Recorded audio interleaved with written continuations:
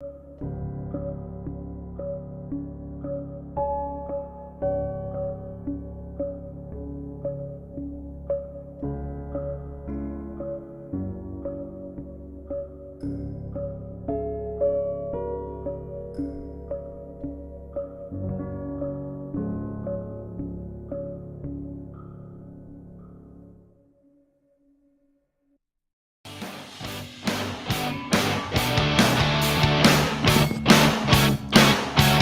good morning, everybody. Welcome to the Underhood Show presented by Mel Hambelton Ford. Hey, my name's Phil Nightingale. I'm the general manager, and Josh Prophet, our service director. Morning, Josh. Good morning. Hey, beautiful Saturday morning out there after Black Friday. Wild and crazy here at the dealership yesterday morning. I don't know. Did we count up how many people we had, how many tags we handed out? I'm going to say that there was, I'm going to say 650 people from that side of things. So great turnout for the cars, $1,000 and under. And, like we've talked about already, those are probably the best 10 cars we've ever had for a Black Friday event. And so a lot of great people got some great vehicles and stuff full of lots of value and everything else. It was fun to watch that go down.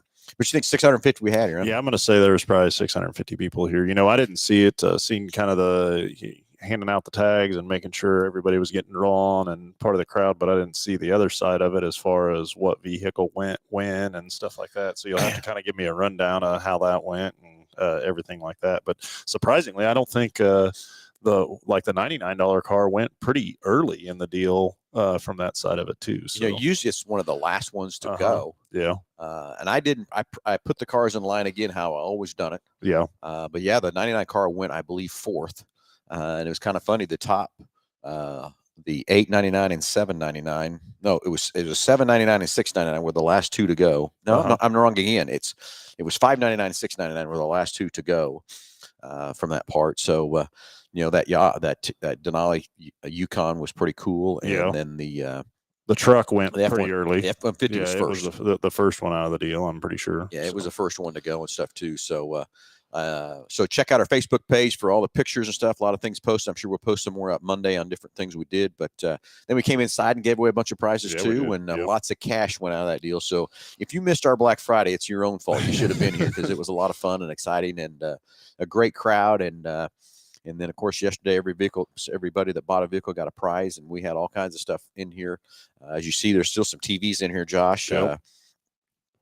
And we got some ideas of what we're going to do with those TVs and stuff, too. But we gave away gaming systems, all kinds of stuff, and a lot of fun all day long. And then how did everything go over in Quick Lane for the first 10 customers over there? Yeah, so we gave the first 10 oil changes were $1.99, and it didn't take long, and they were gone. Quick Lane yesterday, historically, you see Quick Lane be a little bit slower at the start of the morning. Everybody's just kind of waking up or cleaning up for Christmas or for Thanksgiving or out doing other Black Friday shopping. But man, they hit the ground running yesterday morning, and it just didn't stop all day long. So well, I'm going to say coming to work yesterday was more traffic than I've probably seen for about that early in the morning and stuff too. Coming, down 235 at 6 o'clock. There was 6 a.m. There was a lot of people there coming out and stuff. So it's exciting to see everybody out and about and having fun with Black Friday. And what do you call today? Black Saturday? So the sleep in and catch up day, I guess. Maybe. I wish that was true. Yeah. Let me tell you, it was pretty hard getting up this morning.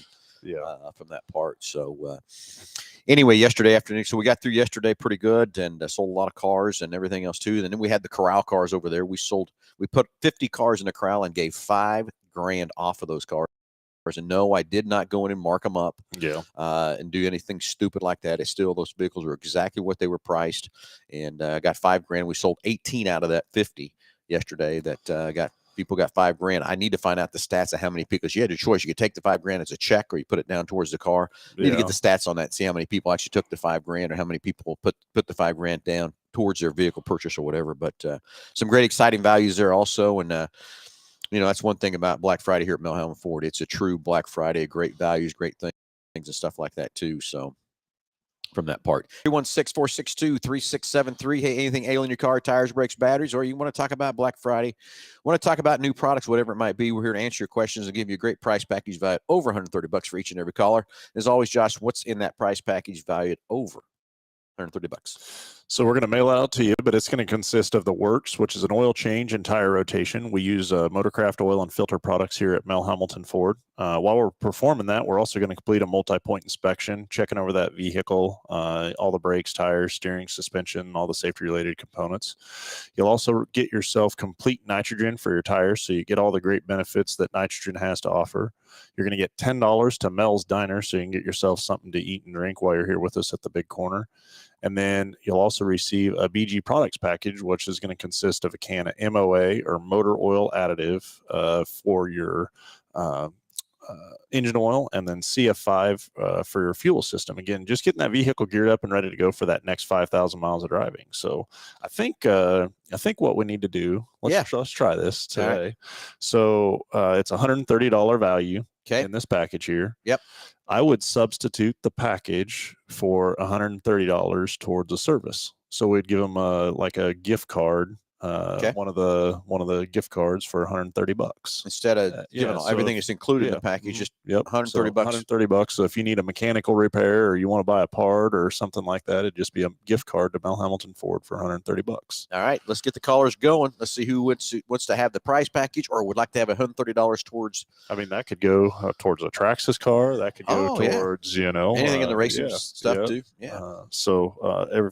Everything that we got here. So we'll give that a shot here. There you go. So we got the $130 package or $130 towards anything here inside Mel Hambelton Ford and Mel Hambelton Racing from that part. So 316-462-3673.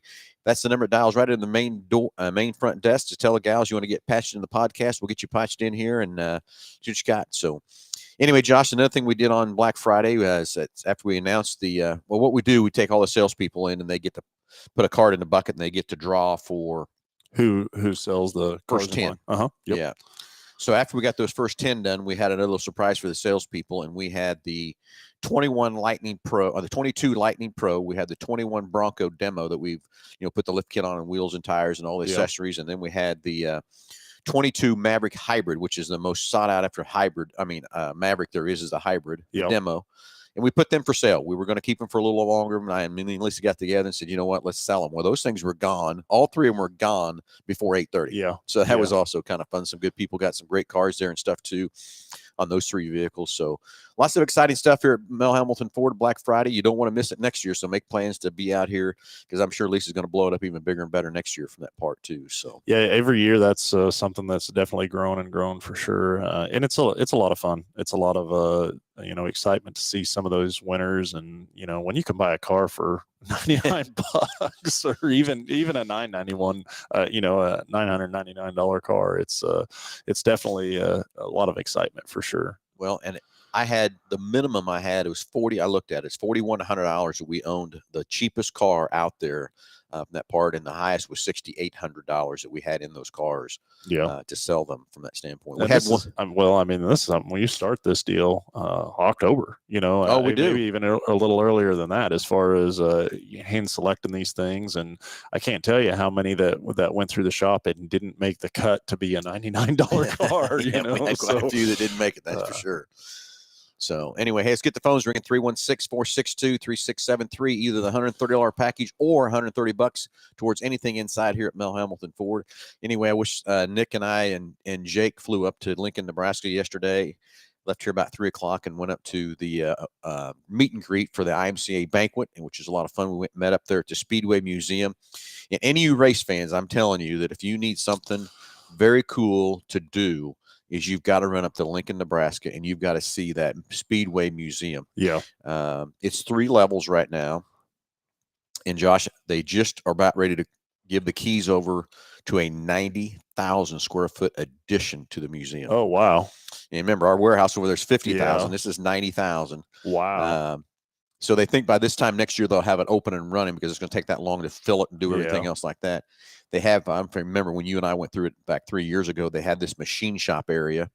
That's coming out of the museum, and that's going over into another building too. So that's even going to give the museum that much more room to do things and stuff. But Jake and I, Nick, walked through the 3 levels, and just there's so much history there, and it's so much cool. I mean, I can't tell you. I was impressed when we were up there, but I'm sure they've done some more. So much has changed, and So then after we got done kind of just walking through pretty fast, not really doing anything, we went downstairs, ran into Greg Nickel, who's one of the big higher ups at Speedway, and talked to him for a little while. And he said, well, why not just give you another tour? And Greg, I'm telling you, he knows more about these cars, and the history of the cars, and to hear the history and all that kind of stuff is very cool. And then they've got I text a picture of Jim Petty of his dad. It was in that big fiery crash over at the fairgrounds. Yep. They've got a big display of that there.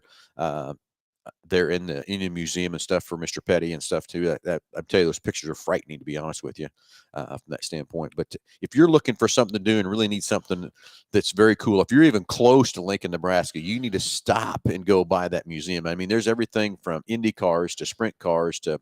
And it doesn't matter what kind of racing. Oh yeah, just even automotive in general. I mean, just I don't know. I was very impressed with it when we went up there. Yeah, they've got a deal too where they went back and restored different guys' shops. They've got the one guy in there from the 40s, and they went in and I mean, it's down to the actual metal filings on the valve grinder in the grinder machine. The metal filings are just like it was when it left. It took over. I said over 800 pictures and stuff to recreate that. Yeah. And then they've got the, I believe it's from the 30s, and it's like a back half of a truck, and then the race car's up on the back of the truck, and it's just like he left it. And that's what the deal was when they bought this display. The family said you can't restore it, you can't do anything, you got to put it on display just like it was. And I mean, it looks like he did. He just got done racing that night, rolled in, parked it, drove it up on the rack. And what's funny about it was on the left side of the car, there was two tracks because the right side, the right rear was wider than the left front, and drove it up on the truck from that part too. But I'm telling you, there's so much history in there of all the stuff from the sprint cars, the older sprint cars, the super modifieds. They've even got drag racing. I don't remember that being that big of a display when we were up there 3 years ago, but they've got a huge display and all the drag racing and all that kind of stuff too up there. That's was that close to the Ricky Bobby fire suit? Maybe that's why I walked by that again. Yeah, I did. I didn't take a picture though. Didn't give me another picture. Thought about it, but I said, I don't need to kick any more crap off that deal. I will tell you about everybody that did walk by it did take a picture. Yes, they did. Yeah. And I heard a few comments going over there what the hell they were, but I'm sure it's quotes from the movie or something too. Hey, let's do that. How about your favorite quote from the what's the name of that movie again? Talladega Nights. Yeah, it was on again the other day, and I thought of you when I bet you did too. Yeah, I'm sure you were watching it. Yeah, so. Not. So just a little story here about Talladega Nights is I was over at my buddy Todd Brown's house one night. I don't know, it's probably 3 or 4 couples of us, and it was a movie come on. I don't know, maybe it was right when it come out too. It was probably pretty early when it come out, if I had to guess. And when Ricky Bobby won that race going backwards, Todd Brown looks over at me and goes, "Boy, we just lost Phil." And I said, "Yeah, you sure did." And stuff too. So, and nobody around this dealership believes that I've never sat down and watched that movie from start to finish. Never have. And I don't know that I'll ever take the time to sit down and watch that all the way through from that part. So anyway, your favorite or funniest Talladega Nights quote, 316-462-3673, either the $130 package or $130 towards anything here at Mel Hambelton Racing services, anything you want to spend on accessories or in a parts store or whatever. Take your pick, whichever way you want. Favorite Talladega Nights quote, statement, funniest thing they did or whatever. Let's get the phones ringing. 316-462-3673. So anyway, yeah, there was back to the IMCA deal last night. It was really great to have all of our Hoosier dealers up there together, and because we're the distributor for Kansas, Colorado, Nebraska, and to meet all those guys. And it's been a long time since we've seen some of them because of the travel times and all that kind of stuff too. But met a lot of racers too and everything else too. So tonight we go back again and for the actual awards banquet, which will be fun and exciting tonight too for the awards and all that kind of stuff too. So do you? Is it back at the museum this evening? No, it's at. Golly, where's that at? I think it's at a hotel. I'm not sure, but I also thought it was since the University of Nebraska was somewhere on their campus, but I can't remember now where we actually go for the actual banquet tonight from that part too. So Nick, I'm sure, has got that dialed in. Well, that'll be exciting to get up there and see that. That museum definitely is impressive. I know when we got back, I texted several people like, man, to tell somebody to go to Lincoln, Nebraska for something, but it's definitely worth the journey for sure. And it's really any kind of racing. And, the thing that I was just looking at the most is maybe more so how dangerous racing was years ago. Just the advancement in safety and over the years from that side of things. Not, the cars are definitely faster, but just how much safer it is. Oh, they've got different areas where the videos are playing and showing wrecks and that kind of thing. And in that display for Mr. Petty over there, Bill Smith, who ran Speedway, he actually got in a Simpson fire suit and lit himself on fire, and that fire suit is there. Then there's another display of all the different helmets and how they evolved. And I mean, yeah, first helmets, they weren't saving nothing. So, might have cooking pot might have took some heat off from the sun from your head or whatever from that part, but that's not okay. Nick Ballman, this is not a deal that you get to put on the chat line here. It sounds to me like you slept in a little bit too, Ballman. Okay. So anyway, yeah, I can't remember. That's for sure. I should probably put that up on the screen. Yeah, let's see how we do that. Okay, here's Nick Ballman's favorite quote from, what's that show called again? Oh, come on now. Talladega Nights. Here it is. There's Mr. Nick Ballman's fun quote from Talladega Nights. So let's get the phones ringing. 316-462-3673. What's your favorite Talladega Nights quote, statement, whatever funny thing they did in that show? And you get your prize package valued over $130 for each and every caller. Whichever works best for you first, the $130 for the prize package or $130 for anything inside Mel Hambelton Ford. So what's yours? I don't have one. Nice try. They're all good. You can't pick a favorite. Yeah. I know you don't believe me, Josh, but that's just how it is. It's the truth. I can't lie. Yeah. I just can't lie. So anyway, let's get the phones ringing. 316-462-3673. Love to hear from you. And Nick Ballman slept in. Well, that must be nice. Sleeping in. So anyway, so more back at that museum. I'm just still telling you, I'm blown away. And I can't wait to see what that 90,000 square foot deal is like next year when we go up there again, and how much they've changed and what they put into that museum and stuff. And I guess there's rooms and just rooms of stuff that they just yet to have on display. Oh, they just run out of. I think they've run out of room, and I think they rotate things in and out. The other thing I didn't know too is floor space. There is a lot of vehicles up there and stuff that's on loan. From that part, and some of them are on just a permanent loan. Because I'm sure people need some place to store, and where a better place to store your hot rods and stuff up there for people to be able to see it and stuff like that, for sure. Yeah. So anyway, morning, James Furman. We wants to know how Black Friday was. James had a great Black Friday out here at Mel Ford. Sorry you missed it. Didn't see you out. Or maybe you was out here and just didn't see you. Hey, I got a couple texts from 2 or 3 people of, hey, how many people were there? Seemed like a lot of people. I'm sorry, I didn't even see you here. So from that side, so it was definitely drew a pretty big crowd for sure. So a lot of fun. Yep, exactly. So anyway, once again, for those of you just tuning in, it's a $130 price package for each and every caller, or $130 towards anything inside Mel Hambelton Ford. You can spend $130. Just let us know which one you want. And again, anything in your car, want to talk about anything in racing, whatever, or you want to talk about what is your favorite quote from Talladega Nights. And get the phones ringing, 316-462-3673. So we've got this next week coming up. Got a pretty busy week here, getting ready for PRI as well. So and then have the Hoosier meetings as well. So definitely going to be a pretty busy week here, but going to be exciting to get to PRI and see what all's happening there, and get our display ready to go for up there. So as well, got a lot going on, man. You turn the corner. I cannot believe we're already into December now, and weather's I'm afraid to say it, but is definitely starting to change a little bit more for sure on that side of things too. Yep. So anyway, so let's see. We had our last GT 500 show up Wednesday afternoon, and it left here yesterday too. It was sold when it got here, right? No. It was not. That car was, they gave us one extra more car than I thought I was going to get. And so I had about a 10-minute window to put an order in. So I built the order, and I didn't really tell anybody about it, because I kind of wanted to see what it would do and everything else in that part.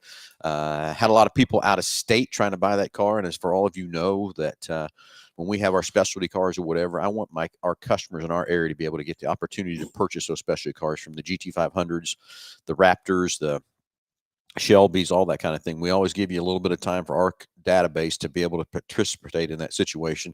And I had a couple of people get angry with me because I wouldn't sell it out of state and stuff like that. And sorry, not going to. We're one of the few dealers out there that actually sells our cars at MSRP. We're not marking them up like everybody does. I'm hearing that people are getting $50,000 and $60,000 over MSRP for those vehicles, and I'm not going to do it. From that part, I want to keep the value in those cars and stuff, but that's also where we keep them local. But that is what it is. So I don't know who bought the car. I was gone yesterday when that happened in that part. So congratulations. I don't know who got that car, but I can tell you it's whoever got it got very lucky. Yeah. I promise you that. To be able to stumble across it and it be available and everything like that, and that not be pre-sold is a pretty huge deal for sure. Okay, we got a caller coming in. Yeah, we do. We've got Dick on the line. Dick, go ahead. You're live with Under the Hood. Hey, good morning. Good morning. So I don't watch movies too much, so I don't know anything about Talladega Nights. But I had a question about my wife's F-150. It's a 2003.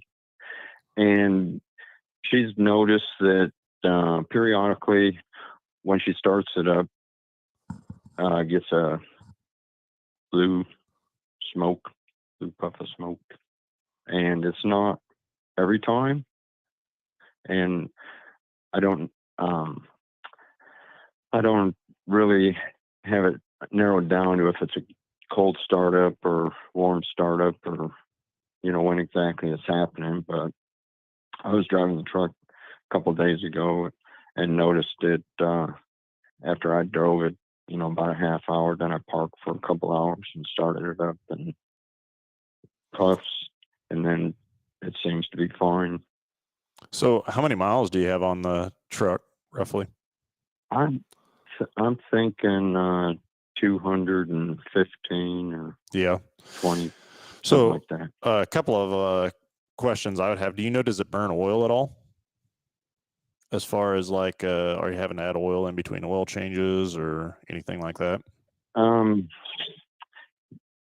We don't add oil, but I know that I have added oil in the past. Yeah. But typically we don't put enough miles on it between oil changes, and we bring it into you guys, and no one's ever mentioned that the oil's low. Mm-hmm.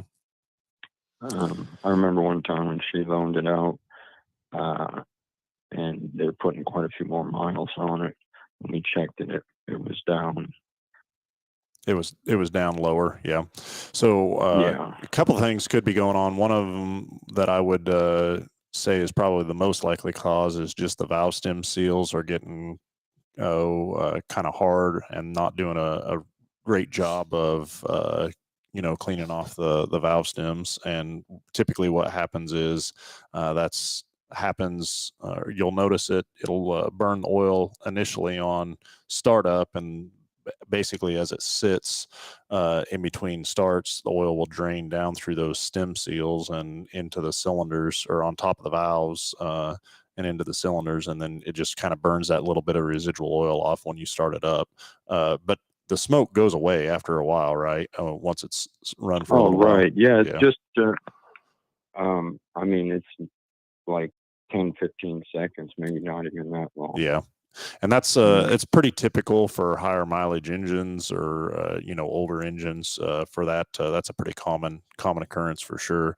There are maybe a couple things you could do. One I could think of would be like the compression restoration, and then the MOA service. That could be a potential help for that thing. But really, it's not necessarily hurting anything as long as there's adequate oil in the truck from that side too. How many miles are on the truck again? 215.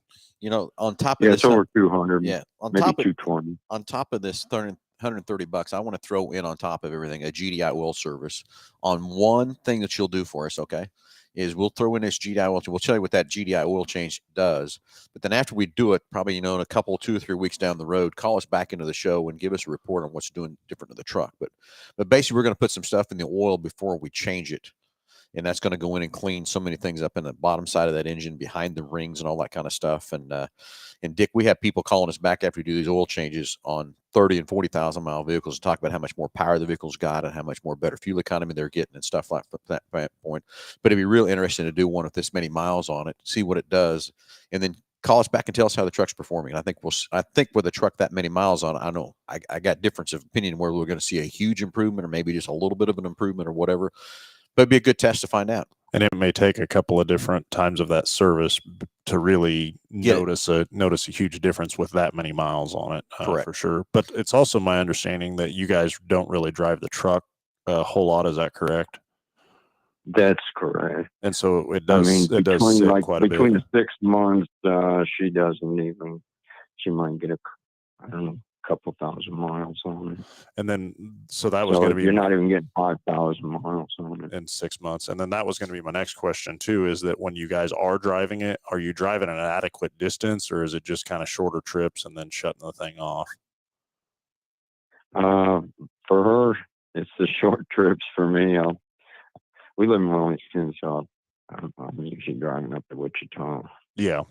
I mean, the thing drives and rides, it'll drive real nice and everything. Sure. But yeah, I wondered about those short, startup drive, 5 miles, barely get warmed up. Sure, especially on something that does a lot of sitting from that side of state, because you're just not generating enough heat in the cooling and in the oil and everything to boil that condensation out of it when you're only driving it, starting it up and driving it 5 miles here, 5 miles there, for sure. So right, but we'll get that. Yeah, I'm pretty sure that they're doing the MOA. When we do get the oil changes. So, but it sounds like you've got something else that maybe we can try in there. Yeah. Well, we'll get that GDI service added onto your package, and just so we know, I can make a note of it here. Do you want the $130 gift card, or do you want the package with the oil change, tire rotation, nitrous? Oh yeah, we usually do the oil change. The oil change. Okay. Well, I will. We'll get that. I don't know what I'd do with a gift card. What would I do? Buy some racing tires or something? Well, usually on any service. Yeah, so it's on anything. It would be on anything. So any credit towards any service that you were having performed or parts that you would want. So okay. Sounds good. Whatever you think is the best for me. Gotcha. Well, we'll get it. You're Santa Claus, so I appreciate it. We'll get it added onto your package as well as that GDI, and then, like Phil said, once we get it done, probably have you drive the truck just a little bit more to get some miles on it and see what that GDI service will do for it. So, all right. Well, I really appreciate you taking my call, and happy Thanksgiving, Merry Christmas. Hey, you too. Appreciate it. You bet. Hey, Dick, thanks for the call, and we'll be interested in a report how things go with the truck. That's for sure. Absolutely. Thanks, sir. All right. Thanks. All right. 316-462-3673, $130 package or $130 gift card for anything inside Mel Hambelton Ford you want to spend, whichever one for each and every caller. And anything in your car like Dick there, or if you got your favorite Ricky Bobby, what do you want to call that? Quote, statement, jab.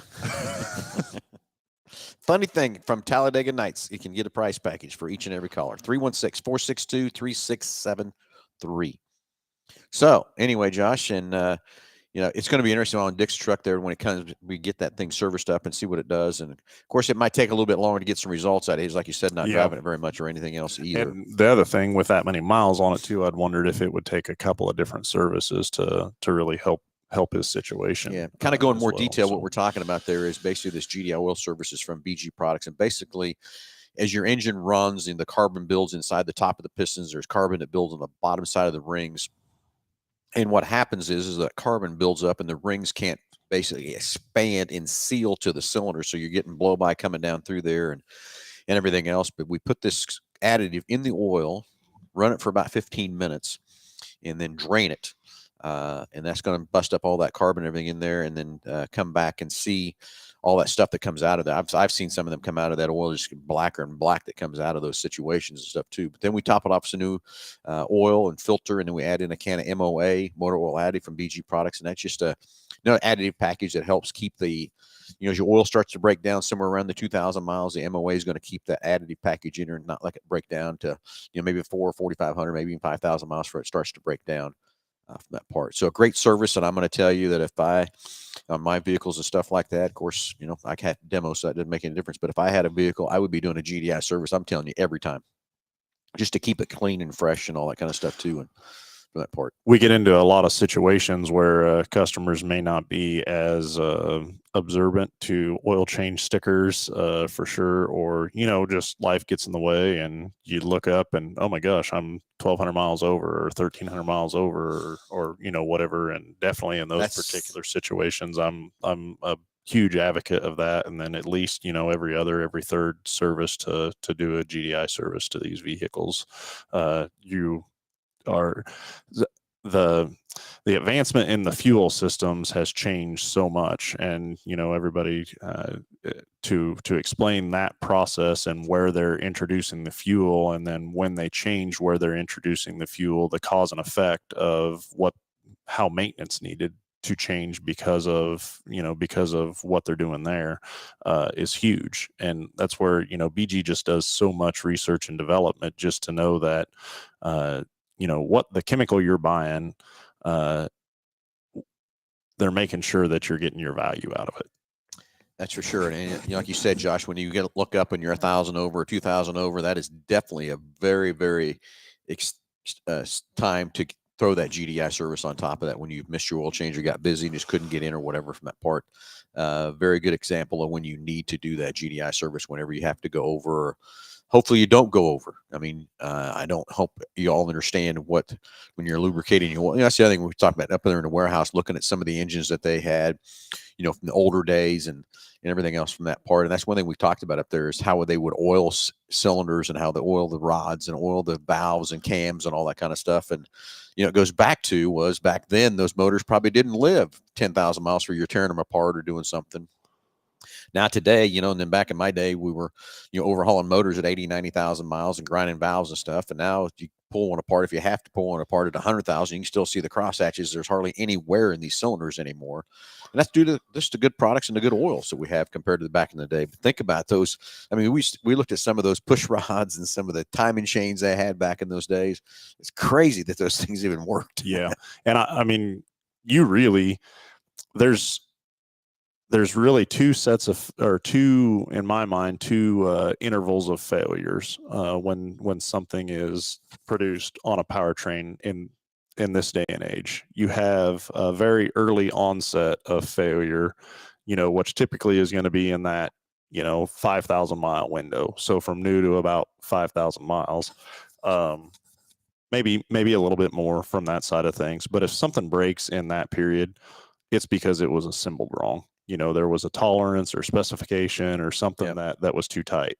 And then the other side of that is the higher mileage side. So you're talking, 100,000 miles plus on an engine failure or whatever. Now, if something gets to that point and it fails, it's because of maintenance almost every single time, because these things will go as long as you want them to go with good preventative maintenance. It's very true.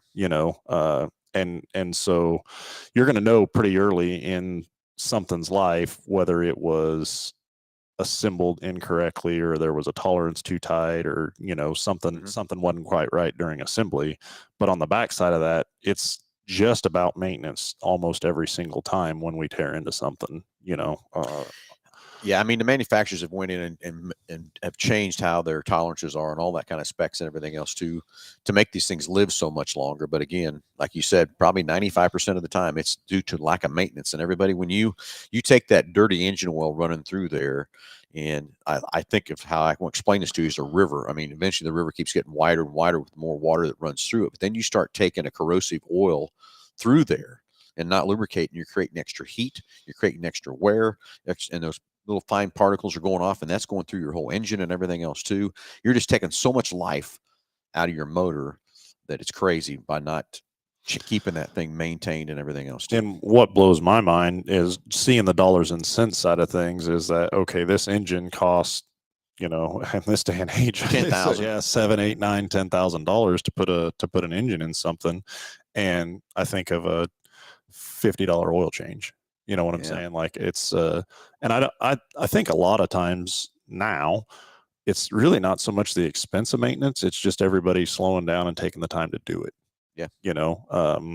From that side, because really, where we're priced, I just went through and we revamped our menu just to meet market value from that side. But you really cannot go down and buy a quality oil and filter for much more or for much less than what we do the complete works package for.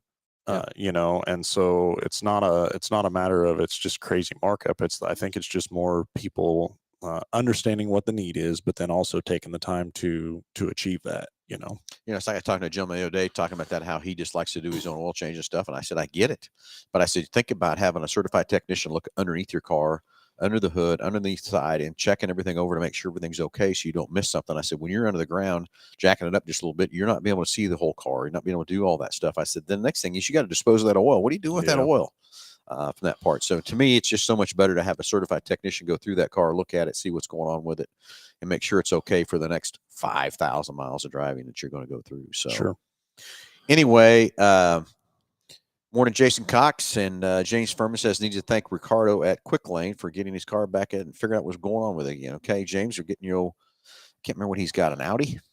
So is it a Volvo? Maybe it's a Volvo. That's it. Yeah, Volvo. I knew it was something like that from that part. So we had a situation or scenario here on Wednesday in the parts department, and that's one of the things that always pushing for quality parts, but it was definitely worth sharing. So this started, I'm going to say probably for the customer was going to say Monday. So how we got involved in it, or how I got involved in it, is there's a company that out in Pratt that we do quite a bit of business with for the company and some employees out there.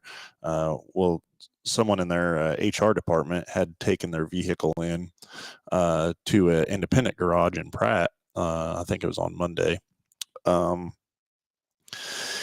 For service, it was just for an oil change, and then I think they rotated tires. And while it was there, they had noted a couple of different things. Well, she told them to go ahead and get them fixed. She was heading out of town for the holidays and needed the vehicle to be right on this trip. Well, one of the things happened to be a U-joint, and it was a 2003 or 4 F-150 that they were working on. And so this independent garage, in process of replacing the U-joint, typically there's technicians will have like a U-joint press, and basically it's a big C clamp that will push the U-joints in and out from that side of things.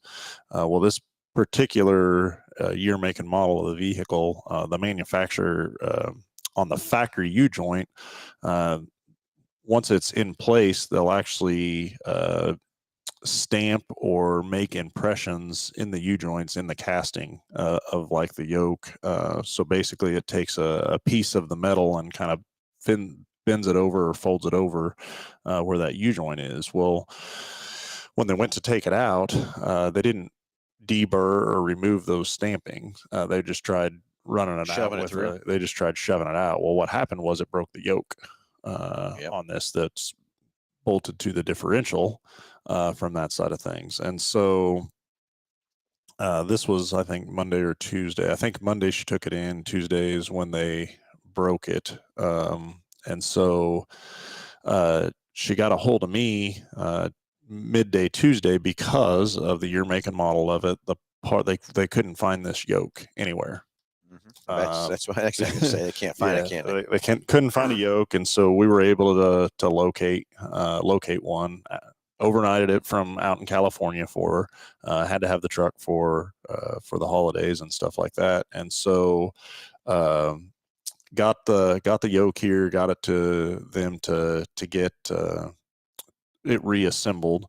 And it was very early Wednesday morning, but about midday, then now the independent calls me and says, hey, we've got this yoke. I know it's the right part number of the yoke because it's got the same stamping or same casting number in it as the old one that's broke. But I can't get any U-joints to go in it or fit. They're either too short, not thick enough, not holding, things like that. And I said, well, what are you using? So he tells me, what he's using, the part numbers that he's getting, but then he's getting them from like a Bumper to Bumper Autos over there. And so, knowing where he's at and everything like that, we look up what the specification is on the factory U joint. And then we also look up like AutoZone and O'Reilly's, knowing that they have those, where this guy's at, trying to help this customer out. And we're going through and looking at specifications and comparing specifications from the factory to the aftermarket and all that stuff, and kind of identify what we think needs to go in there in an aftermarket part number. But what's funny is it doesn't even call for it on the aftermarket's webpage, the one that is closest. The ones that it's calling for, there's 3 different joints that are available for this thing, but none of them really meet the specifications of what the factory one was. Yep. And so we give him that number and he gets it and it works all, but it's just a little bit, it's not tall enough. So it's not meeting where both snap rings are on both sides of it. And finally I was like, well, let's just get the factory one, the right one. So we look it up and we're able to obtain the factory U joint for it. So we get it in here and it actually comes in a kit. So this U joint that, it has there's like a cutting tool that would deburred the steaks. There's shims in it that if later on you had to go to an aftermarket U-joint, that would have taken up the tolerances that he was fighting using the aftermarket one. But then also there's the right factory U-joint for it too. Right. And I guess where I'm headed with this is the value of the right part, especially in this situation. I mean, so he ended up making a drive back to Wichita that evening. And I said, hey, I want to make sure I'm invested in this deal at this point, but I was like, we got to make sure this lady gets on the road. Yeah. And so it was 9:30 or 10 o'clock Wednesday night. He texted me, hey man, thanks for the help. Everything's great. She's up and going and on the road now. But I just think, in my mind of all the extra effort and spinning the wheels and everything using aftermarket stuff. Yeah. And I don't think people understand that when you do that, from an aftermarket or a manufacturer standpoint, if I can make one SKU number and fit 5 different things and it takes up less shelf space, why not? Yep. Well, Josh, I'm going to flip back to that museum. Yeah, last night up at Speedway. There's a wall that is probably, I'm going to guess it to be 50 feet long. And it is nothing but aftermarket accessories to put on a Model A. I mean, just thousands of these things that, and that's where the aftermarket world came into play. The Model A, I can't keep the Models A, Model T, I'm not sure what it is. But anyway, the car was very basic, and then you went and you bought all these aftermarket parts to put on. They even had a display of everything on this display was an aftermarket part to put on there. And so as we roll through the years, when I was working for my dad and then part-time, I went out and I'd work at Halstead Auto Supply for Don Davison. And that was when the aftermarket world to me sometimes was really, most of the time, the aftermarket world had a better part than the manufacturer did. It's just how it was. But now as these cars have evolved the way they are, it's flipped 180 degrees again to where the manufacturer is the best part to have to put back on your car because the specifications making the one part fit the one truck and not 5 parts fitting one truck and everything else too. But it is, that wall up there was, I bet it had to be 50 feet long of all the different accessories. It was from turn signals to foot pedals to steering wheel. Everything you might imagine to put on one of those. And that's what they said. Greg said, back then it was just a very generic car. And you just bought all these accessories to make it your own. And then everybody started going. I mean, that car's one wall over there of probably, I would say 12 different types of water pumps you could buy to put on the car. Which is, you think about it, it's crazy. The thing about that, those cars overheated, all that kind of thing. And stuff like that too. So it's crazy how this industry has evolved from the horse and buggies to the Model A, Model Ts, and moved through and now what we're driving today from that part. But like I said, when I got out of high school, went to Votech school, and I went to work at Long MacArthur and worked there for a little bit, and went to the aftermarket world and worked for Bill Strucken Auto. I knew quickly that I need to get back into a dealership, and that was in the mid '80s. I knew that to evolve and do this as a career that I wanted to do, I had to get back into a dealership very quickly. So I did, and the aftermarket world, I feel for those guys. I'm gonna tell you a lot. So anyway, hey, we got a caller coming through on the phone. Anyway, we got a few minutes left on the show. Your favorite Ricky Bobby comment, quote, statement, whatever. Josh has got them all memorized. He knows. I don't. Yeah, I do not have them. Liar. No. See, now you're lying again, Josh. I know some of them. Yes. Yeah. So anyway, and it's a $130 prize package or $130 gift card to use anything you want inside Mel Hambelton Ford everywhere you want. We're going to get Jared on the line here real quick and see. I wonder what Jared this is. That's what I was wondering too. Well, going to be interesting here in just a minute, maybe from that part. So here we go. We'll get Jared patched through, and Jared, you're live under the hood. Go ahead. How's it going? That's what I thought it was. Sorry, must got a bad connection. It's gonna get worse, I'm guessing too. Oh, gotcha. Okay. It could real quickly. Hey, I'm actually calling. I agree with you guys. Well, there you go. Whoa. I got to check the temperature of a certain destination real quick. This BG stuff. I got a story. It saved a guy. Really? He's running a John Deere silage chopper. They have a 19-liter Cummins in them, and it was slobbering and missing and running rough. And Deere sold him a set of injectors, and it's a 19-liter Cummins, and the injectors were like $6,000 a piece for it. Holy smokes! 6 months later, it starts doing it again, and the guy says, "Try some of this BG injector cleaner and fuel conditioner." Yep. And it cleaned them up, and it runs perfect. He just started doing it every tank full. Yeah. And it cleaned it up. And he's wondering if that would have saved him the $36K to begin with. I think I'd have been doing a lot of investigating if I spent $36,000 on a set of injectors, number one, to prove that's what it was. Yeah, but... he just takes it in and trusts them, and that's how it goes. You know how dealerships are. Yeah, really.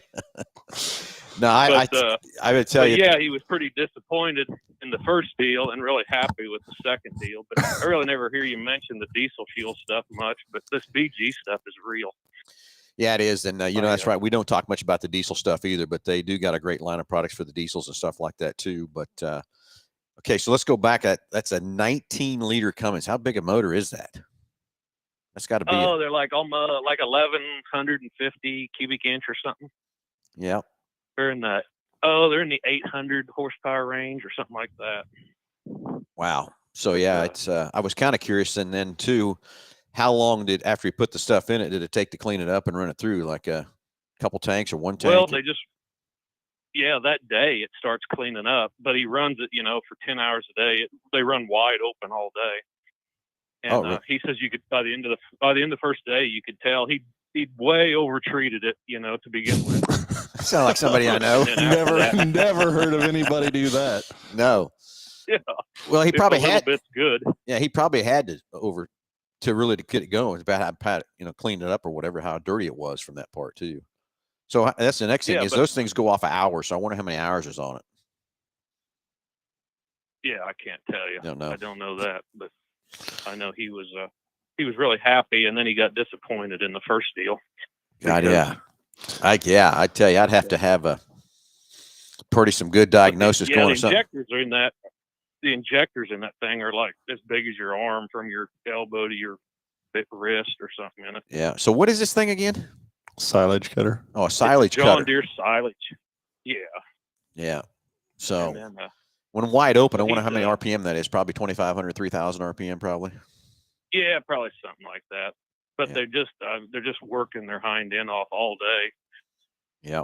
Oh, he'll go through like 3 or 350 gallons of diesel a day if they're working it. So that's. Oh, he's working it. Yeah, that's true. If he's going through that much fuel in a day, Yeah. that is very true. So, But yeah. So good. but that's all I had. But Yeah. yeah, Hopefully he's still running don't some of that. undersell the beach. Yeah, don't ever undersell it. I hope he's running some, still running some of that through there to keep it clean and keep it, maintained and not letting it get behind itself again. If it saved him that much money, Yeah, he's ever probably since bought then, he put stock the in cord- BG, if I had to guess.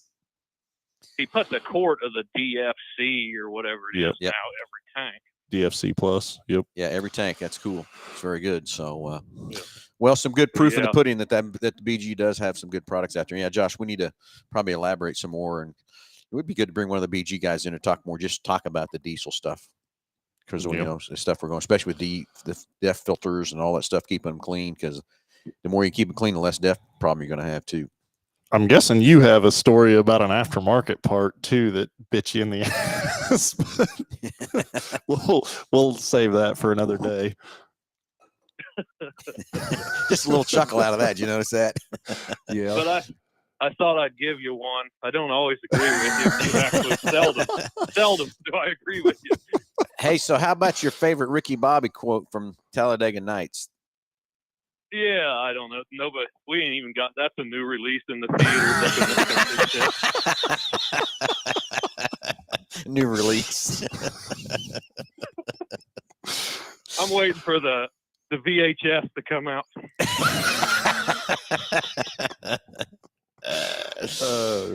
You're too funny, Jared. For those you don't know, the three That's of us. all I got for you. For those you listening, the three of us used to work together over in Hutch. And Mr. Shivers decided to break it off and go off in his own direction, which I don't know if that was a good thing or a bad thing.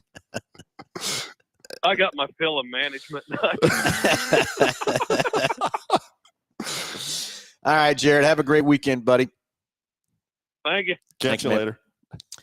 Okay, just a few minutes left on the show. Got a couple questions here real quick. Differential fluid on F-150, how often should it have it changed out?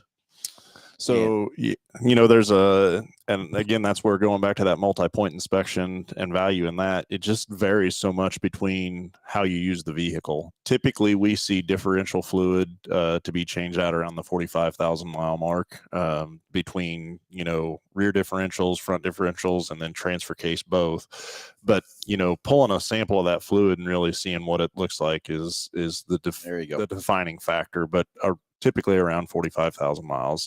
Not only that, when we're doing that service, we're taking the factory fluid out of it, but then we're replacing it with a synthetic, again, BG differential fluid. And then there's an additive package that goes along with that as well, again, to extend the life of that thing for sure. But if you're, using it for towing and if Changes you're it off in different. if you're doing more in-town driving, that there's more turns, because then the bearings turn at different rates and things like that versus in town.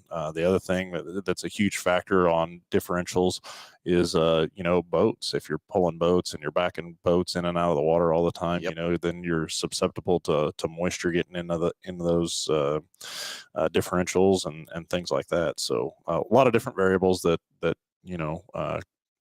that would affect that or change that. But yeah, typically around 45,000 miles is what we see. So.